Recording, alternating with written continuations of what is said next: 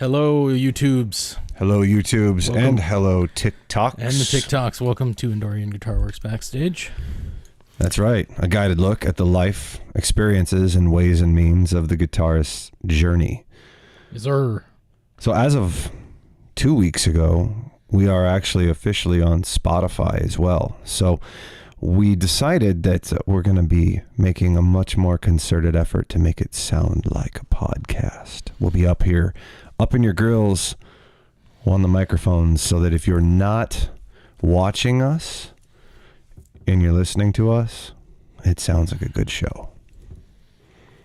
So with that being said, we're going to talk like this the whole time. We're going to get close. We're going to do the ASMR stuff like this. Yeah. Thank you for everybody that's joining us now on TikTok. Yeah. I'm kind of seeing just a lot of names going across at the bottom.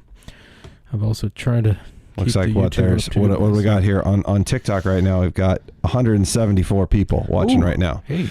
So let's get down to it. All right. Well, our last episode yeah, we had Sabu on. About a month ago, we had Sabu Smooth, as he's known in Olympia. Go check out that episode. It was a really great episode having him on this show. He played a couple tunes for us, talked about his experience on American Songwriter. Is that what it yeah. was? The one with Snoop Dogg and Kelly Clarkson. He was on that a year crazy. ago. And then I went back and reposted that episode for folks to go listen to. So go check that out again.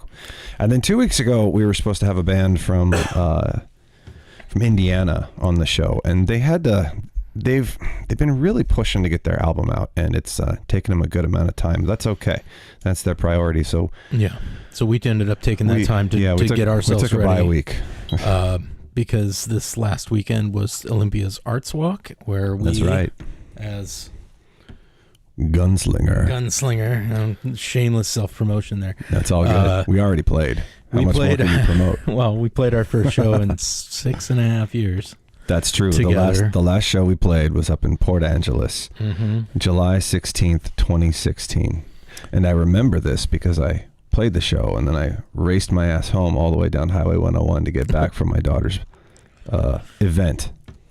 That's right. And then I got married, and then everybody seemed to have too much to do to be able to get back together for a while. So it was kind of cool, but yeah, it happens.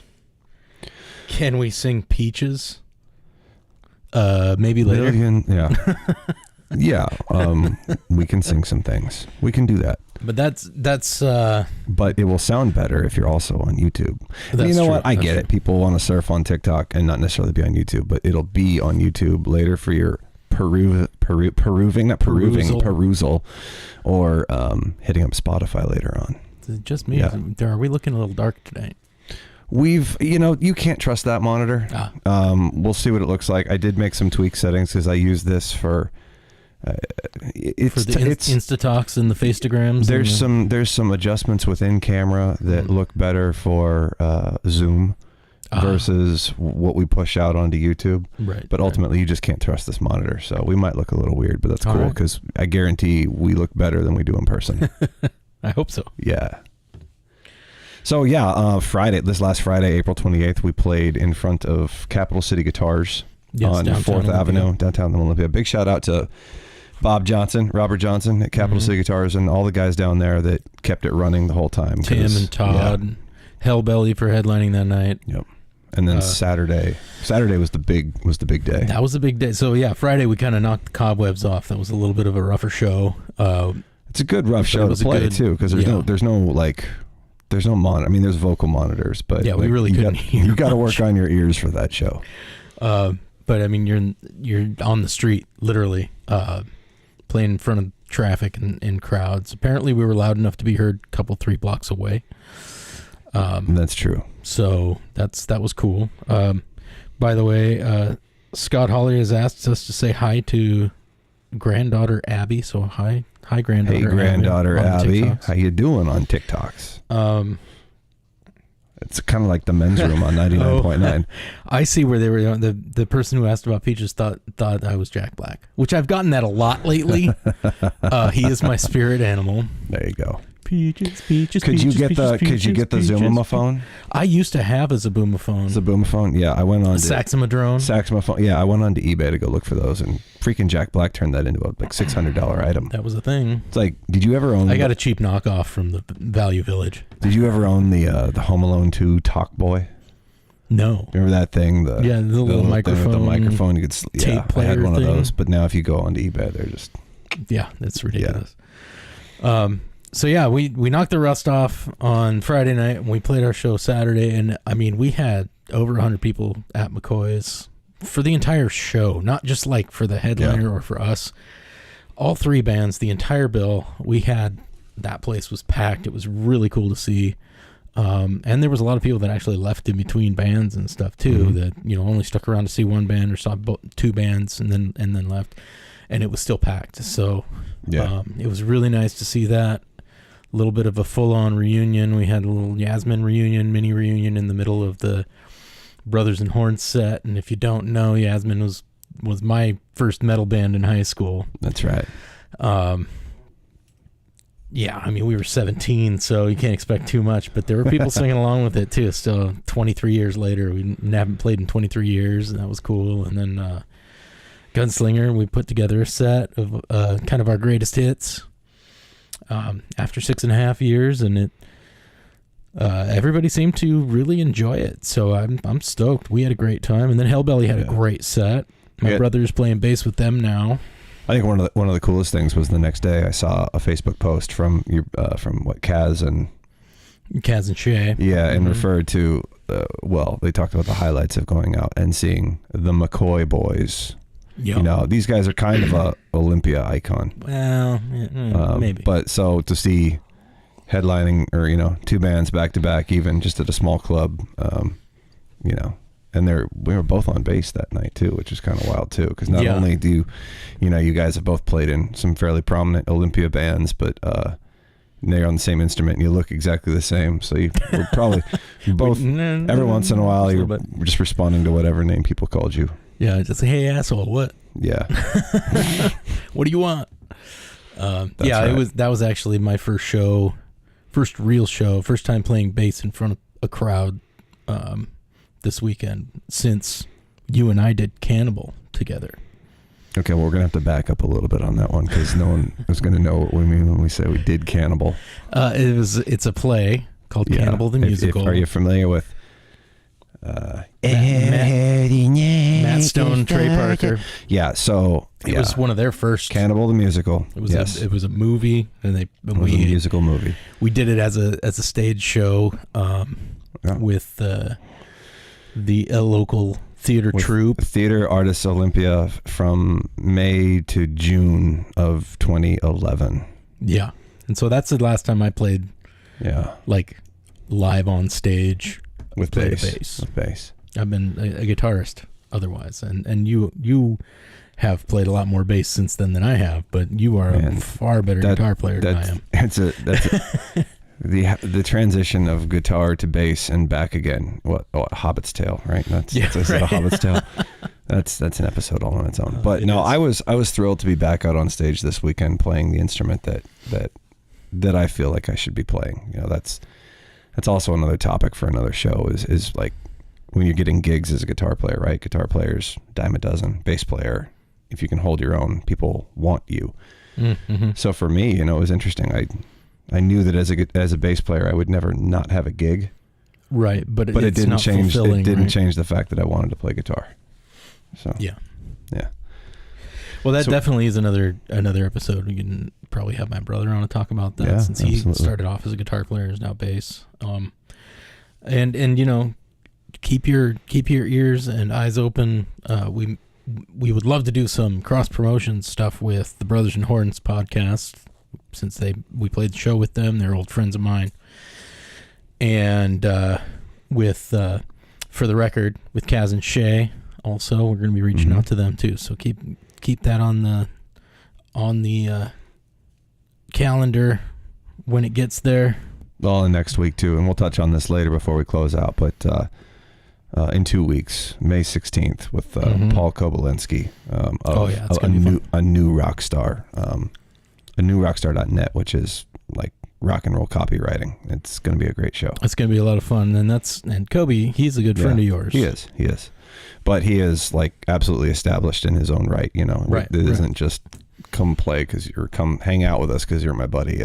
He has so many good things to say about his career, you know, starting off in music performance and then working through communications and time, you know, I don't want to spoiler alert everything, but music retail and of various different ways, and then getting into music copywriting and then freelance. And it's insane. I think I got to say before we transition over to the meat and potatoes, as we say, of this episode. Meat and potatoes.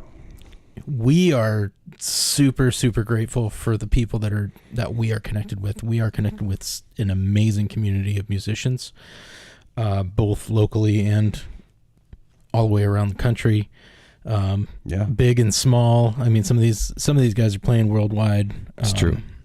Some of them are just local musicians that are just fantastic people and musicians as well. So super grateful to have everybody in our lives. Well, yeah. I mean, a month and a half ago, we had a show a month and a half ago with Steve Lynch from Autograph. And, you know, that was fantastic. That's something that these folks on TikTok don't necessarily, 4 folks on TikTok, right? How does TikTok even do that, man? You got, at one point you have 300, then you have 1,000, and then you have 4. I don't know. There's people. How's that algorithm? And it's a trip, man. But the fact that we've got, you know, people from the local artists that are just starting up to local artists that have been local artists forever to people that have been playing arenas interested in sharing their story, not because there's a huge audience, but because there's a huge amount of people that that want to hear from them, you know. We love it, and that's great. And then our we have a few folks that are here on the regular, and I'm looking at a comment here from Iron Billy. Just got here. Hope you didn't go over this yet, but did you record the Gunslinger show? So we have a couple recordings that are out there. I know that there was video being taken, but we did not have a professional recording. So I'm gonna. Yeah, I'm thinking that maybe there's a couple of tunes that have that may be floating around. With some video. There's a couple guys I know that my friend who came out with his daughter to the Friday night show got quite a bit of video in front of Capital City Guitars. So I'm going to see if I can get that. But we may have to sift through that to find the good stuff. It's true. That was fewer and farther between. Like I said, that was a rough night. It was a fun night, though. Very fun. Well, so after the shows, my big project for this week, this is going to be the really like unnatural segue into what I wanted to talk about this week. But well, first, I mean, it's been a while since normally what we've been doing a lot lately is having musicians on. That's bands, true. Guitarists, and talking about, you know, their influences and having them play music and all that kind of stuff. We haven't done a gear show for a while, so we thought maybe today, since we are a month removed from our last show, maybe we'd get back to that kind of the basics level. Yeah. So Matt's going to do some explaining of some gear. Yeah. So what I was doing this week after we got back from the shows is I was putting the finishing touches on a Rye 99, Kiss of Whiskey Rye 99 that I was building in collaboration with Travis Brown of Fleshworks Tattoo in Olympia. And for those of you that have been following, whether you're following on Instagram and taking a look at the guitars, one of them is, I guess it's behind my head. No, it's the one right in the middle, the Zombie Kill. I can't even move my freaking hand. That one. Yep. That one is one that right? That's, and if you're listening on Spotify right now, you'll have to pull over and go to Spotify video and look what I just pointed at. Or what he didn't point at. Or what I didn't point at. So that one is one of the... I build the Kiss of Whiskey Rye 99, which is the guitar body that I designed and built. But I've also done your website and check those out. But I've also done a couple one-off builds. One is a Strat type guitar, and one is like an S type, but not a Strat, and it's actually got Gibson pickups in it. That's the Zombie Kill behind me. The Smaug machine is the green biomechanical one, which is actually on display at the Tipsy Whale Mercantile in Olympia, Washington right now. So go have a beer and check that out. But the third guitar of the Travis Brown series is actually out. We built it for a charity auction for this coming Saturday. And it actually has the Rye 99 body type with some crazy dramatic cutouts. And it's got kind of like the same biomechanical feel to it, but it's more mechanical and less bio, or I guess more bio and less mechanical. Yeah. Yeah. And pink and purple colors. Pink and purple. It's kind of flesh colored with some alien color as well. And then I threw on all like gold, black, and chrome hardware. And Skull and Crossbones. We call it the Buried Treasure because it kind of like reminded me of the Black Pearl, but I didn't want to like call it the Black Pearl. Right. Check that out also on the webpage and other socials. So that guitar is not for sale. It's going into this. It's going in for this charity auction. But I spent all of Monday wiring it up, and I wired it up with the Seymour Duncan hot rod set. So that's got the Jeff Beck pickup in the bridge and the Jazz pickup in the neck. And wired it up with push-pull pots for coil splitting. And I live streamed that whole thing on TikTok, right? And so I didn't just wire it. I also talked through if anyone had questions while I was doing it. 2.5 hours? It ended up being a 2-hour wire up, and showing how I run the ground circuit and how I hook the pickups up and basically my process for hooking this guitar, for wiring this guitar up. And I don't think it would normally take me about 2 hours, but after we had gone through and answered all the questions, it took 2 hours, and I came back through and made a time lapse. And then I realized that it might be really cool just to talk about potentiometers and push-pull potentiometers and make it a total nerd out show. Why not? Yeah, because I know there's a lot of people out there who know how to wire guitars, but there's also a lot of people who think it's just magic happening under the cover. Well, and some of us that are aware that they exist, but it's maybe we don't know the difference, don't know why you choose one over the other, right? Right. So, right. Kind of a good thing to go through, kind of like we did when we were going through the switches. Yeah. If you've seen that episode, I don't remember, that was a while back. Yeah, that's a while back. But if you, it's all numericalized. It's in numerical order. It's in numerical order. And yes, Billy, the last thing we ever think of is to record our shows. Except for this one. We always record this one. Except for this one. That's right. So right here, we have an example of two different styles of potentiometers. And if these things look foreign to you, that's okay. And if you're listening to this episode and don't have a video source, I'll do the best I can to explain. Fresh pods. What? Fresh pods. Fresh pods. Yes. As Dave Grohl would say. We actually were late putting this show on today because when I decided, we were a little procrastinated a little bit with this episode to decide what we wanted to do with this. And we'll be honest. And yesterday I decided I want to do an episode on push-pull pots because I'm a nerd. Fresh pod. And then fresh pod. And then realized that I didn't have any more push-pull pots in stock. So I hopped onto Amazon and CTS push-pull 500K pot. And I could get one delivered today, but it would be delivered between 5 and 10 p.m. Pacific time. Well, let's roll the dice on this. And they showed up at 7:40. So we didn't do an unboxing episode, but we did just get this one. That is why we started just a little bit later. Just a little bit late.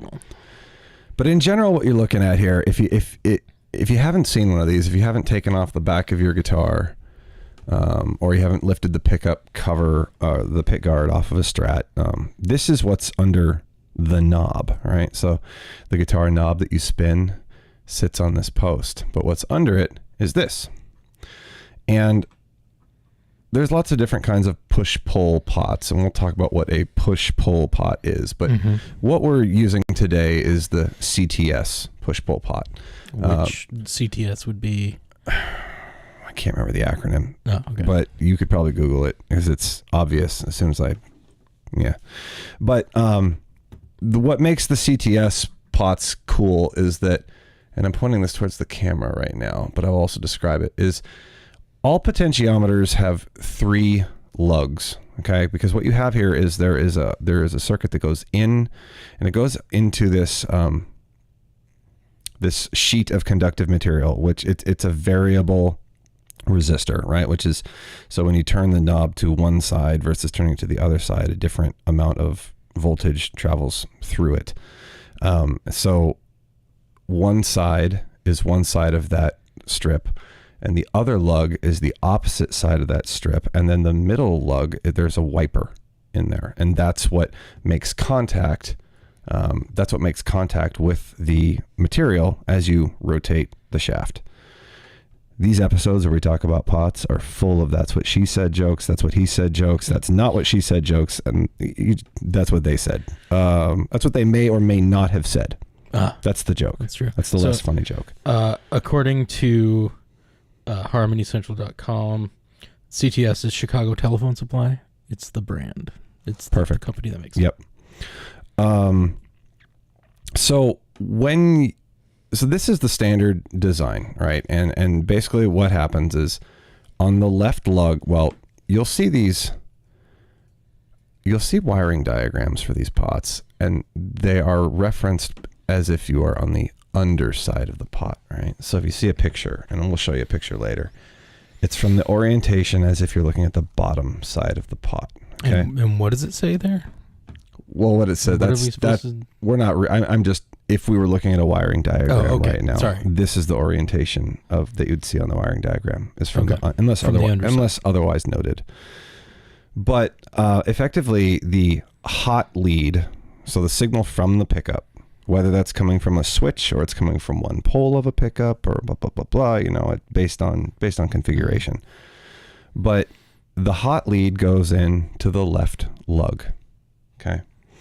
And then the power out, or the signal out, comes from the center lug, because that wiper travels across that medium, and that determines how much signal is coming out. If it's dialed all the way down, you're getting very little. If you dial all the way up, you're getting all of it. Right. The third lug is the end of the strip. And so depending on where the wiper is, determining how much signal is completing out of that circuit, the rest of the signal coming from the pickup is getting sent to ground. Okay. Gotcha. Mm-hmm. Which is how the volume pot works. Okay. And that is the exact same over here on this CTS pot. You've got, well, for the proper orientation, it would be like, for the folks who are looking at the camera, I'm changing the orientation of the pot, and there you go. But because it sits nice and pretty like this, I'm going to set it on its butt. So these three lugs that sit off the side of the push-pull pot have the same function as the three lugs that sit off the side of the standard pot. The difference is, on this push-pull pot, we have a printed circuit board. And what you'll see are six soldered joints on the bottom, and those correspond to the 6 ports above it, where you can stick a wire and drop some solder. All right. And that looks like crazy complicated.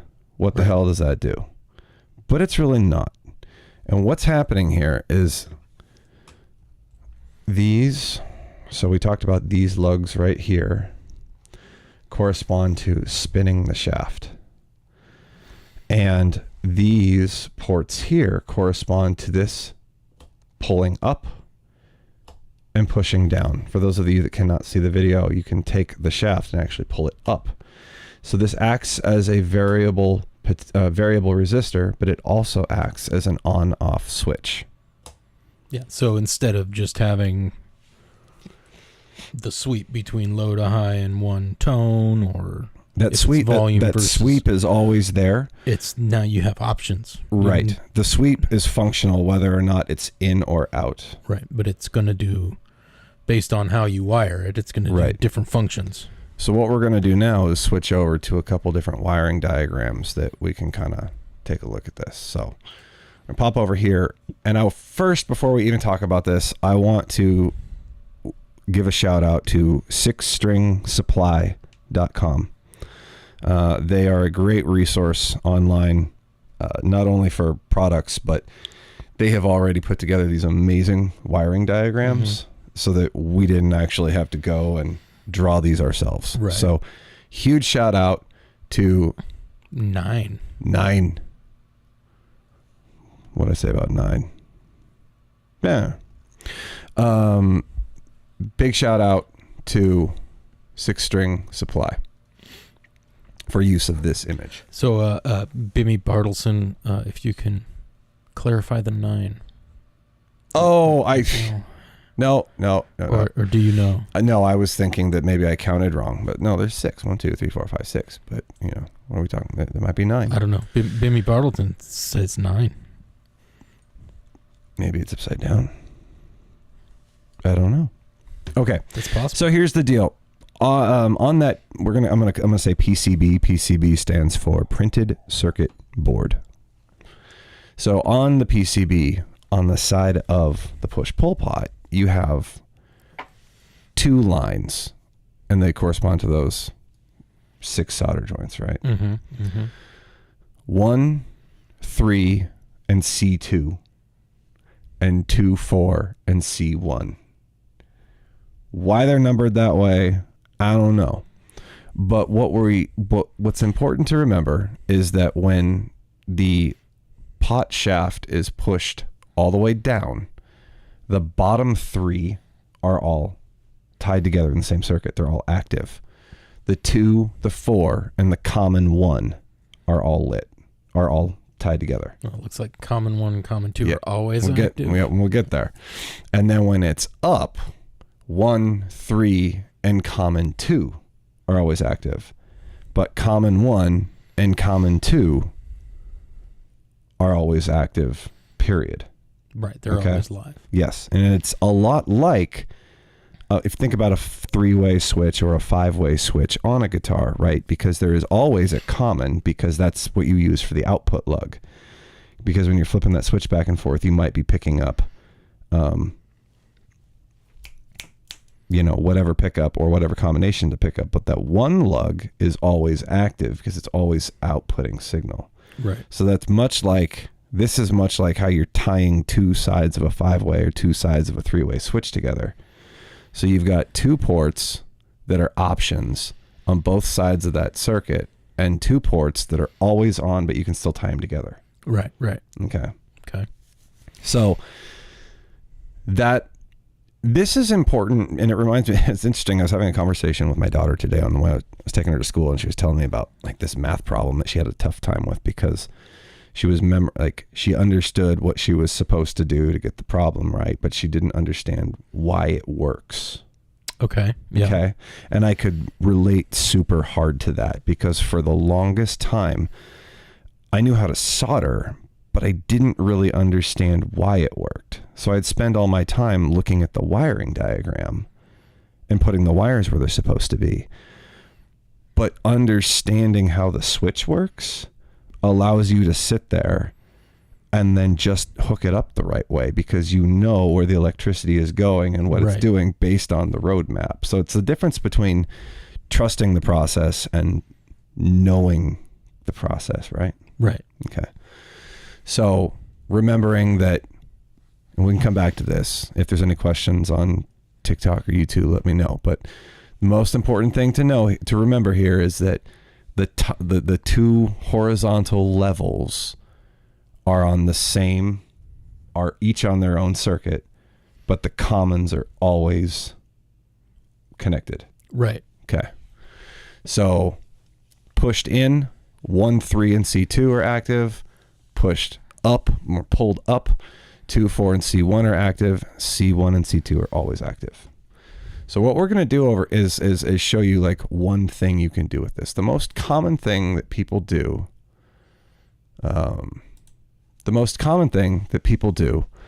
with a push-pull pot is to do either a coil tap or a coil split. Those are different things, and I've harped on this a lot. Mm-hmm. For this conversation, it's not that important for this particular mod. The way a coil tap works is that you have a standard humbucker where the coil starts on the lead starts on one coil, goes all the way through, wraps the other coil, comes out, and it's a 2-lead system. Mm-hmm. Okay, so hot and ground. A coil tap, what happens is they wind it and then they solder a 3rd wire into it and then they keep on winding it. So it's a 3-wire system and it can only do one thing. What happens is you send that center tap to ground, and then you isolate one side of that coil or the other. And that's the only thing you can do with it. When you coil split, what you have is effectively the same setup. You have coils going around one and coil going around the other, but they're done with two different circuits. So if you tie those two centers together, you have a split, but it acts like a tap, right? Because you're effectively grounding off one side or the other. But you can also have more options here because you do have two independent circuits. So you can take this and you can phase switch. You can take this and you can... Did we lose something?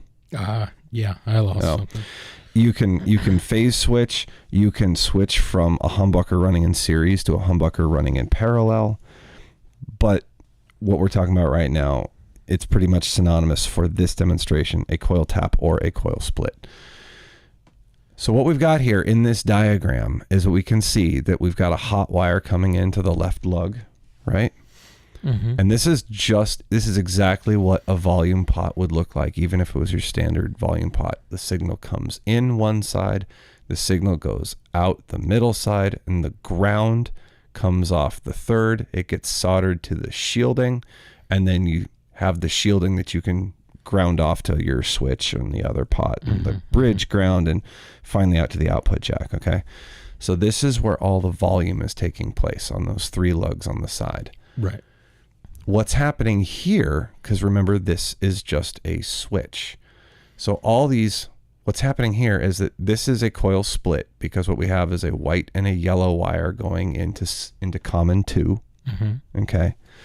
And so that's a coil split because there's two wires going in there. Right. You'd follow the exact same wiring protocol if it were a 3-wire humbucker. You'd just take that middle wire and stick it in there, because that's what's happening here is now port number 3 is getting soldered off to ground. Now, if you remember from what we were just saying, when the pot is pushed in, there's nothing happening here. Right. So that's effectively an off switch. So those two, nothing is happening right here. Those two wires are tied together. You have a humbucker operating in series. It's a humbucker. Right. Okay. But when you pop that switch the other way, common 2 and 3 tie together, that those wires attached to common 2 are now grounded out. Right. And so now, instead of the circuit running from the hot wire to the ground, what's happening is they're running from the hot wire to that split point and grounding out. So you go from having a full humbucker to a single coil. Okay, gotcha. So the pot still spins side to side, which is where you get your volume. Mm-hmm. Okay. Mm-hmm. But the tone is, but the on off for the pickup is taking place on that side okay. Printed circuit board. Make sense? Yes. Sort of? Yes. Cool. Any questions? We got anything on here? No. Nothing yet. One viewer. We've bored TikTok. I love it. Okay. I am the one viewer. Oh, don't admit that. All right. Nope. Somebody shared. Now wasn't me. This is a cool one too. So if you're familiar with a treble bleed circuit, what this does, so there's this principle, whatever, I don't know, something, whatever you call electric law, that as you roll down or increase the resistance or turn down the volume and output less signal to the output, mm-hmm. the high signals, more high frequency gets rolled off to ground. So there's this option that you can install when you're wiring up. It's called a treble bleed circuit. And what that does is it's a resistor and a capacitor. No. Is it a resistor and a capacitor? Resistor and a diode? Oh man, it's been a long day. We're just going to say a resistor and a capacitor because I'm pretty sure that's right. But either way, I'm sure someone will tell me if I'm wrong. Jump in and say something. You bridge that between the left and the right lug, and that acts as a sort of sonic bridge between the two, which preserves the treble when you roll down the volume. And the end result is that as you dial the volume down, your tone doesn't change. Okay. Yeah. But it is an artificial mod. You're using the characteristics of other pieces of, it's an analog mod, but it is a mod. It is altering the actual tone of what's coming out of the pickup. So some people find it desirable and some people don't, and some people want it in certain situations, but not in others. Mm-hmm. So you can use a push-pull pot to activate a treble bleed circuit or to not have one at all. And in this diagram, what you can see is that the pickup or the hot wire goes into the left lug, but also ties in to 3. The output goes out to the output, but it also ties into 1. Mm-hmm. Okay. So, and then common 2 and common 1, which are always tied together, that's where you put that treble bleed. That's where you tie that resistor capacitor combination into. Okay. But when in this mod, when the tone pot is pushed, or when the you can either do it on the tone or you can do it on the volume, but when it's pushed down, you're not in that circuit. Right. But when you want to activate the treble bleed, you pop it up, and now your signal flows through the capacitor or that treble bleed. So you can actually have both on the same guitar. And then the last one that we'll talk about, which is kind of dorky and also really kind of cool, is, I think I'm going to do this on one of my guitars because I'd never even thought about using this, but it's pretty cool. To have 2 different tone circuits on the same tone pot, right? So so the way tone works, backing up just a little bit, a tone circuit is the exact same thing as a volume circuit, except it's turning down the volume on a certain set of frequencies that are governed by a capacitor. So when the volume pot is being fed its signal from the pickup and going out to the output, you bridge over to another circuit from the input or the output. Honestly, you get a different tone either way, but you come off the volume pot into another circuit, but you bridge that gap with a capacitor. So the result is that when you turn down what you call the tone pot, really what you're doing is turning down the volume on a certain set of frequencies. That set of frequencies is governed by the specs of the capacitor. Okay. So depending on what capacitor you have in there, you will get a different tonal quality. Right. Okay. You can set your tone, you can use 2 different resistors on 2 different tone circuits with a push-pull pot by setting your tone circuit with the knob pushed down. It runs through 1 capacitor, and pulling it up, having it running through a different capacitor. So you could have a guitar with a more modern tone circuit or like a more vintage tone circuit. And you just switch between the 2. You just switch between the 2 by doing that. And then none of these are either or, right? Like if you got 3 different volume, like each one of these, the switching system doesn't even have to have anything to do with the pickup that you're controlling. You could have, a 1 pickup guitar with 2 different, you could have one set up to coil, like one with a master volume with a coil tap, and you could have the other one set to phase switch while also using, while doing a tone control or having like a variable coil tap, like the PVT60. They use a pot and a resistor in order to variably change whether or not it's a humbucker or a coil tap. So instead of having an on-off coil tap, it's variable. So you can like have half of a pickup running with with a full side of the other pickup. Using these push-pull pots, like you can kind of go down the rabbit hole a little bit. Sounds like it gives you lots of options. Yeah. Do you have any examples of what that You mean like Sounds go grab a guitar off the wall and power up the amp and? Well, No, potentially. No, I don't. No. None of that's prepared yet. But It's not prepared. we can do that at a different time, I guess. Let me look behind me and make sure it's not prepared. No, I don't think it's prepared.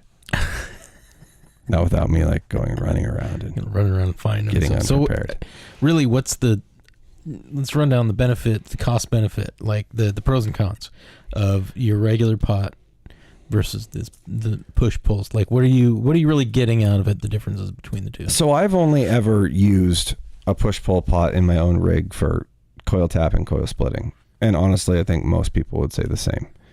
So that is very valuable if you're usually playing like a lot of gainy rock, full bodied rock. You want humbuckers, like you're used to playing a Les Paul or an ESP or a Jackson or something like that. But every once in a while you want to be able to flip a switch and get a Strat like tone out of it. It's great for that. It's never going to sound like a Strat though, because even though you're still tapping and cutting off half that side of the pickup, it's still there. Like, right, you're still getting a little bit of a signal because there's always bleed and noise and stuff like that. Like, you are never going to make a humbucker sound exactly like a single coil pickup, but it gets you close. Mm-hmm. So, if you got one guitar, like that one guitar, and you have it on stage with you and you want to be able to shift between those tones and not have to go grab another guitar, that's a great use for it. And then in combining those sounds too, like I just wired up a guitar based on the PRS Mark Tremonti, and the neck pickup is a 2-conductor and the bridge pickup is a 4-conductor. So it's set up so that you can actually run, a humbucker in the neck with a tapped humbucker, a single coil in the bridge. There's endless sonic capabilities for that. So what I'm hearing, this is something I like to do. What I'm hearing is basically it's active listening. Simplicity versus control. You can get extra control and have multiple options with the push-pull, where with the regular pot, it's basically volume or tone. Yeah, absolutely. I mean, I think that's fair to say that. It'd be an interesting conversation to have with a lot more people all at once too. Yeah. If there's anybody that's watching TikTok or YouTube, but if you let us know what you think. If you're on stage, and you've got that rack of 10 guitars sitting next to you, chances are you're gonna go pick up the guitar you want for that specific tone. Right. Yeah. Yeah. I have many guitars with like push-pull coil splits on it. I'm always playing humbucker. It's just really nice if you want to change it up, but most times you're going to go grab a different guitar. Yeah, it's really if you're going to be changing mid-song probably, or from tune to tune, you want to have a different sound, different tone. It's more of what it's good for there. It's You want to play one guitar, you're comfortable with one guitar. You don't want to have multiple guitars with you, or you don't have multiple guitars with you. You can have push-pull pots and get that kind of action. I'm just looking around to try to see if I have a guitar that's got push-pull pots on it. Your LTD there? The LTD's got a battery in it. I'm not sure that... We can give it a shot. Here, you entertain people. I'll go grab a guitar. I don't know if I'm all that entertaining. Somebody thought I looked like Jack Black earlier, so... But I'm not. I'm definitely not Jack Black. You're Jack Black. I'm not even Jack White. I'm like Jack Tan. Keep talking.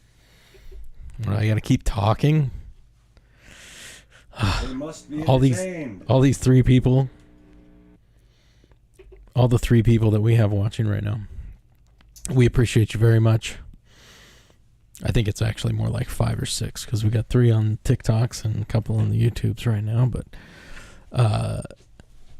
this is going to be on Spotify after a while too. Those are not push pull. Okay, never mind.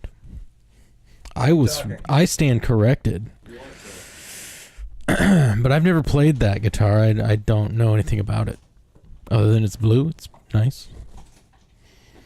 I will say I have played Matt's guitar, so if you ever get a chance, if you're near Olympia, Washington, this is when you know we're serious. gotta give Matt a call. Come on over and test out one of his customs because they are fabulous. So Okay, what do you got? I actually want to take that Bourbon Street and rewire it. I wanted to put CTS pots. I wanted to put push pulls in it. But I didn't because I didn't have any. But they. But now you do. No, I do. Would you hand me a pick there, good sir? Jack Beck don't play with picks. Yeah, whatever. Oh, I should have brought you some new picks.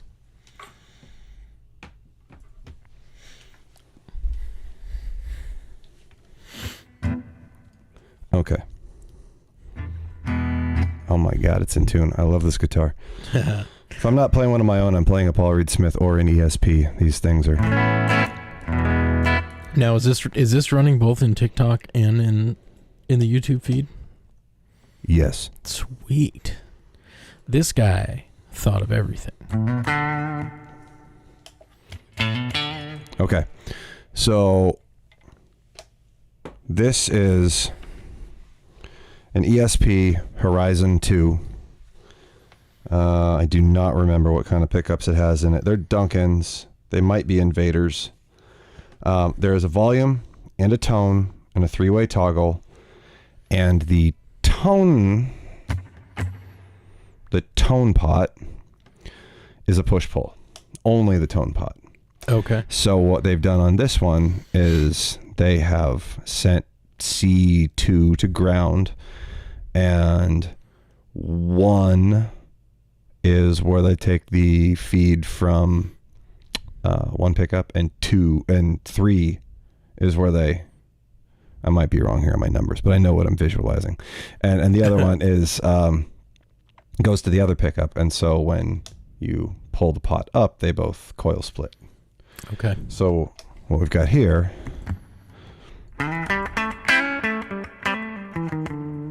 that's a humbucker.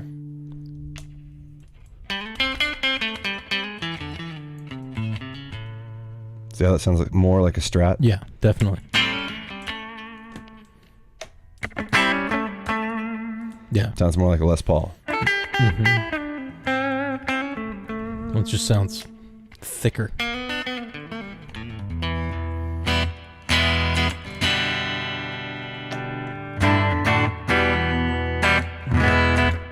I don't think I played this guitar in like 6 months. It's amazing it's in tune. Ish. So that's a demonstration of what that does to your tone. And So- you said that's a coil split. This is a coil split, and the only reason I know that is because I know that the pickups that come in here are 4-conductor pickups. Okay. But you would get the same result if it was a coil tap And then for that configuration. your switch is what's giving you top, both, or bottom humbucker. So, well, the 3-way switch is neck pickup, both pickups, bridge pickup. Right. And then the push-pull does it on all 3. Does the same thing basically both on pickups. both pickups. So Yeah. all 3 positions of the switch, it's still doing the same thing. Yes, sir. That is. We'll definitely stop playing. Oh, what is this?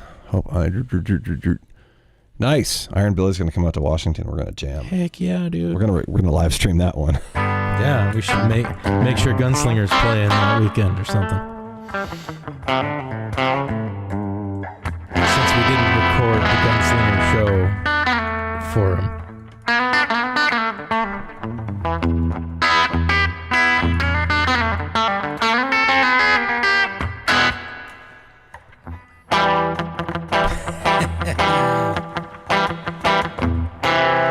That doesn't have the grit that we need it to. No, it needs to have a little bit more to it. But that still gives you a little bit of an idea.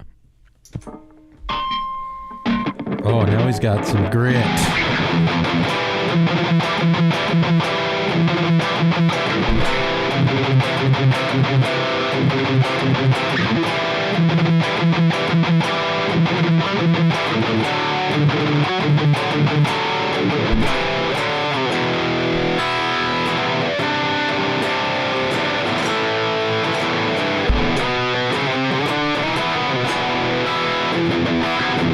Yeah.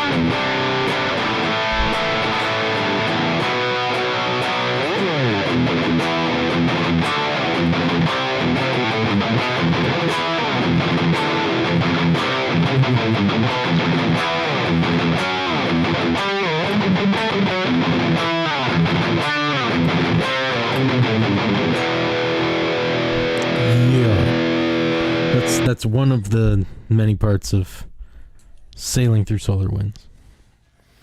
An original Gunslinger. Sailing Through Solar Winds. That's a fun tune because I will always remember back to when you put that tune out before I played in the band. Mm-hmm. I think my daughter was 5 or 6, and in that tune, at the very end of it, you have Stephen Hawking Yes. narrating. Yeah, well, they actually reached out to him directly, and he was like, "Sure, sure." This was before he passed away. He was a very nice guy. I found a quote from him that I put in over top. We don't have vocals or anything, so I just saw that Billy asked the question I wanted to get to, but we were listening to this tune, and I think I was taking her back. It was in the summer. I was taking her back from like Y Camp or something. And, right. And I was asking her how her day was, and this tune's on. I got it tuned like way down low, so it's not only creepy because it's Stephen Hawking in there. Yeah, and she's got that voiceover over the whole song, but it's just quiet enough that she doesn't even realize it's coming from the speakers. And we finally identified that, and she says, "Daddy, either turn it up or turn it off." It's like, all right, up it is. Good job, kid. Iron Billy wants to know how I get the names for the guitars that I'm building. Okay, so that's a great question. So let's start from the top. How far up the top? You want to go Rye 99? Well, is the body style. How'd you come up with the Rye 99? So I came up with the Rye 99 because I wanted. I'm going back in time now, and I'm trying not to come up with bullshit while I think about this. Or do we need to go to the next level first? You know, I think that I wanted it to mirror. Okay, so yeah, going back up even further, before I was going to start building, it was a question of like getting through the fucking pandemic. Yeah. And so backing into 2019 a little bit, which was sort of this period of time where I realized I needed to do some serious work on myself. I needed to get healthy, and I also needed to remember that I was a guitar player and not just a guy who was collecting guitars. And so I started playing a lot more music at the end of 2019, which would be very, very good for me come March of 2020. Right. Which is when I would sit down and I was like, well, if we're all quarantined, I'm going to make a little project. And at that point in time, I was just bitter enough and just snarky enough, and I not nearly as clever as I would like to be. But I came up with an anagram for COVID-19, and it was tonic need vein. Right. That's right. And no one got it, and it was too hard to like get any traction. So then I was playing with names and decided to call that little musical endeavor Left Lane Fascist. Which is kind of a juxtaposition of thought. Right? Exactly. And I still like that name, but honestly, like the political climate at the time, it's like you don't really want the name fascist associated with you, even if it is if it is in jest. Yeah, probably not, especially now. I mean, it's gotten worse. And I think it was a day that nighttime routines, right? You know, a glass of wine, a nightcap, something like that. And my wife went to go put some whiskey in her night tea and said, I just need a little kiss of whiskey. And we like kind of looked at each other and was like, huh.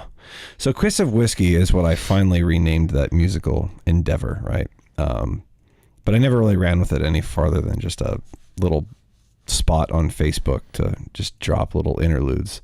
Right.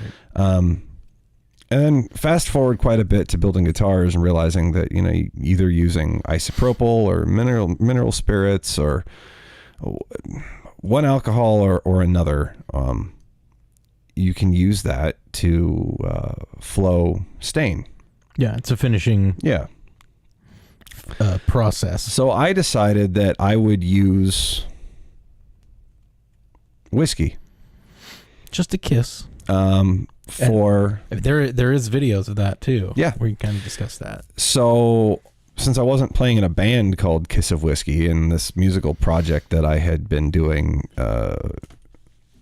informally now was kind of defunct, but I was 100% on board with building guitars, I decided that Kiss of Whiskey would be the line of guitars under Endorian Guitar Works or EGW guitars, because that's what I use for part of that staining method. So every guitar that I build's got a kiss of whiskey. Mm-hmm. And then since we're doing that, then it's like, well, let's get a little more specific. Right. So the very first body style that I created along with my friend Brad, who was the bass player. We met Brad because he was the bass player in that band Los Ocupados, which was on like episode 10 or something. Yeah, they were our first interview and musical act. Yeah. I mean, they performed on the show via Zoom. So he builds some instruments, just on the side for himself, and is familiar with CNC work, and not in a place to be ordering CNC bodies, but he helped me. I took the design from hand-drawn concept and a couple crude measurements to him to help plot it out on a CNC and create a replicable template, right? And so that body style that you see, the red guitar right there, the Bourbon Street, that is the Kiss of Whiskey body type, and then the name, the Rye 99 body type, Kiss of Whiskey. Yeah, finish, right? Thank you. That's the Rye 99. Thank you, dude. The Rye 99 body type. Someone's got to keep you in line, damn it. And I guess I kind of fell out of my logic because bourbon, does it really belong on a Rye 99? Probably not. But it looks like bourbon, so I called it the Bourbon Street. The Mariana. I should probably just bring that over here, but back there. I'm not going to bring it over here because it still won't even look good. Pop on the website, look at the Rye 99 Mariana, and it's got a one-piece maple top that the first time I saw it, the top was a piece of wood given to me by our friend Bill Leach of Leach Built Guitars. He was going to make a Washington Huskies Telecaster and then decided not to, so it had a little bit of purple stain on it. And he said, I don't want this, take it. And I said, okay. And I sanded off the purple, and as I was looking at it, I realized that this top looked like a topo map. Mm-hmm, mm-hmm. It didn't have the traditional look. It's a flame. It's a flame maple. But what's actually more interesting about it was the prevailing grain. It looked like a topo map. So I sat down there and I stained it to look like an oceanic topo map, and I called it the Mariana for the Marianas Trench. And then you did a similar the shore break. On the shore break. The shore break was a little bit darker. A little bit darker. That guitar was not supposed to look that way, but that guitar was an exercise, and if you screw something up, just keep going. It almost ended up. It's a happy accident. It was a happy accident, man. I had to quickly embrace that plan A was not happening, but plan B could be better. And I freaking love it. It looks like a treasure map. Yeah, I actually love it too. I played it a lot at the guitar show. Yeah. It's a fantastic guitar. I don't think I told you this, but I actually wanted to play that one at the Gunslinger show. Oh, really? And I thought long and hard about pulling the pickups out of the Bourbon Street and switching them and putting the Fat Cat P90s in the Bourbon Street and taking that's the Seymour Duncan Nazgul and Sentient pair. Right. And shoving them in the shore break. But this one's the longer neck. Correct. It's not a longer. I mean, or more frets. Technically, it's a longer neck, but it's the same scale length. So yeah, the other one is the short break is a 22. This is a 24. Okay. It's longer in that there's more frets on it, but the scale length is the same. So it's longer, but it goes further into the body. Right. Right. Yeah. So would that have been how would that I have don't know, affected man. the show? I play mean, lots of metal on it. Paul Gilbert has a really cool article about how you get more notes out of a 21 fret guitar than out of a 24 fret guitar. Really? Yeah. Well, you can do. Is it harmonics? It's harmonics. Okay. It's harmonics, but say, well, what you could do harmonics on 24 fret guitar. Yes, but the placement of the neck pickup is superior in a 21 fret guitar because it can sit exactly under where the 24th fret would be. That's why like, you know, you got fans that are PRS fans that love the Custom 22 and the ones that like the Custom 24. And they both sound exactly the same with the bridge pickup. But with the neck pickup sounds a little warmer and ballsier on the Custom 22. I want to say real quick, hi to Colby and Travis Brown on the TikTok. Hey. We talked about that guitar earlier, Travis. The guitar going up for auction. So that's really cool. But anyway, I digress. Yeah, Travis, we decided that we were going to take advantage of TikTok in addition to YouTube. So that's why we look like we're broadcasting from a camera up here and right here. We're kind of looking all over the place. It's sexy time. No. Yeah. But so, yeah, because the pickup is in a better location for harmonics. Right. With a shorter with a shorter neck, you get stronger harmonics out of the guitar in that position, and so you could argue the point that you actually get more available notes on the guitar. Crazy. Yeah. I love them both. I like that you get a little... I find that with a 24 fret guitar, whether or not you even go up to 24, what you end up with is the neck placement in relation to the cutaway is a little more dramatic. Yeah. So I just find I have more room for my hand. Right. I can see that. You know, but that was one of the that was especially also with the how offset. Yeah, and that is why, like, some people look at the back of the Rye 99 and they're like, I don't understand the neck joint. And the thing that you'll notice about my guitar that you won't see on like hardly any other guitar is that it's really, really, really, Ibanez maybe, but it's really easy to get that upper access no matter what size your hands are. Yeah.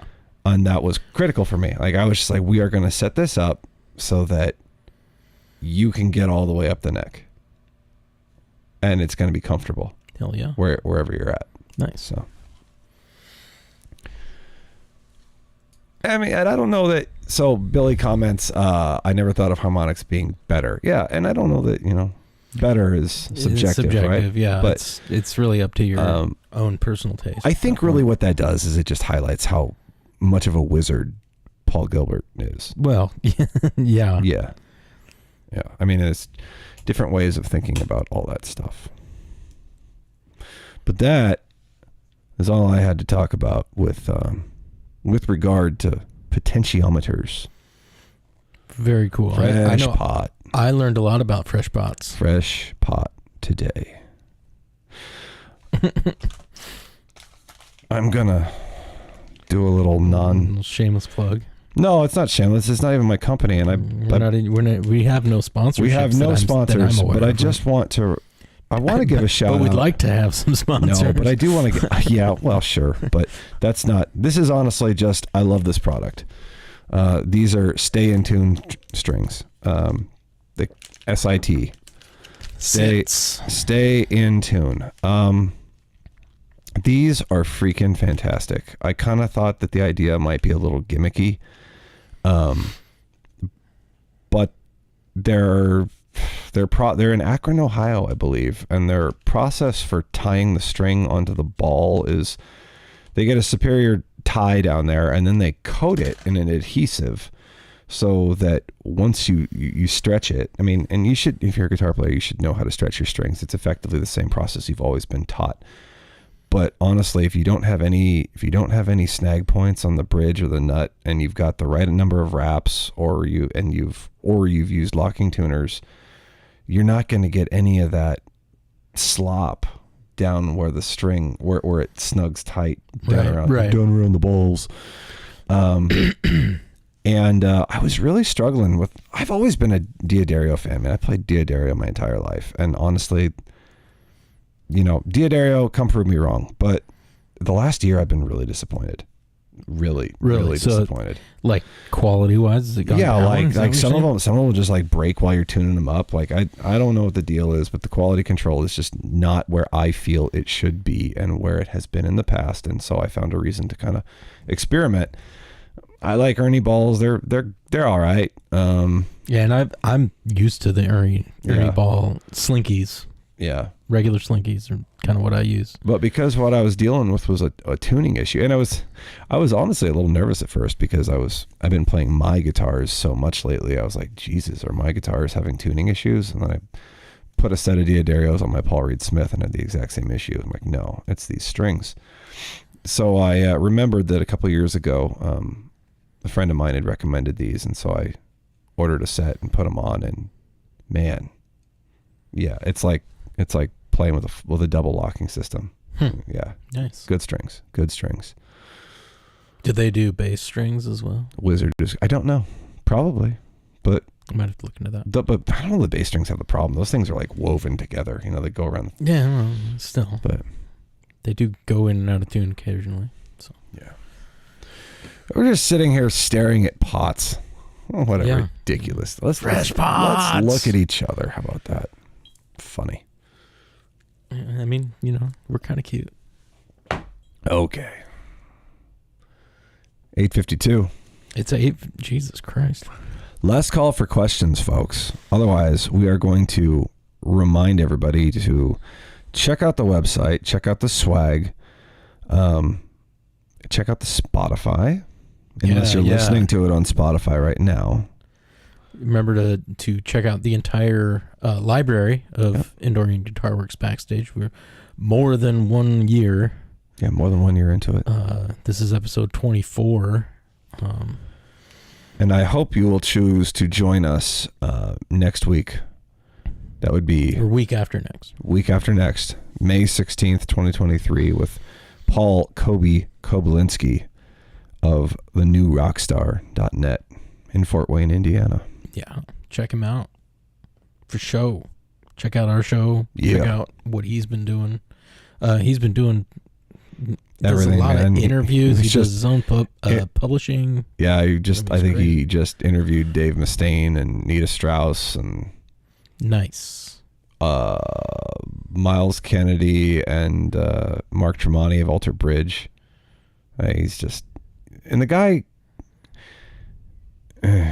just like cut his own path, man. He is still an inspiration. Yeah, he's a good friend that I met a long time ago and continues to inspire me on a daily basis. And I'm grateful for his friendship and guidance and all that stuff, man. I can't wait to let him share his story with anyone who wants to listen in 2 weeks. Well, Iron Billy says the website looks damn good. Hey, thank you. I did a little bit of cleanup on that. That is, it's funny. I used to do some website work in a former life, and it's different when you own the content. Like when you're not, when your job is passionate about it. Yeah, you get a little too into it and you like don't see the mistakes. And so like I've been constantly like testing. So if it's looking good, awesome. Thank you. Fantastic. Thank you. Right on. Let us know what you want more of. Otherwise, we'll see you back in 2 weeks. Yeah. Well, again, Kobe, we got, who else is coming up after Kobe? Do we have some more music? We are actually Planned, needing or to start we need to filling start the some bill again. Yeah, there's a couple folks that we had to have, or that had to take rain checks, and I want to get them back on the schedule. But it's time to start getting some more talent on the airwaves. Maybe pull back some old friends. Absolutely. Maybe we can get Hellbelly on here. I'm sure that's a distinct possibility. Distinct. Right on. And, amongst others, little cross promotions hopefully can happen soon with some other podcasts that are friends of ours. That'd be fun to do. Yeah. Right on. Very cool. Cool, man. Well, I guess that's it for Backstage then for this week. Episode 24. Yeah, so don't forget, fret less. Rock more. We'll see.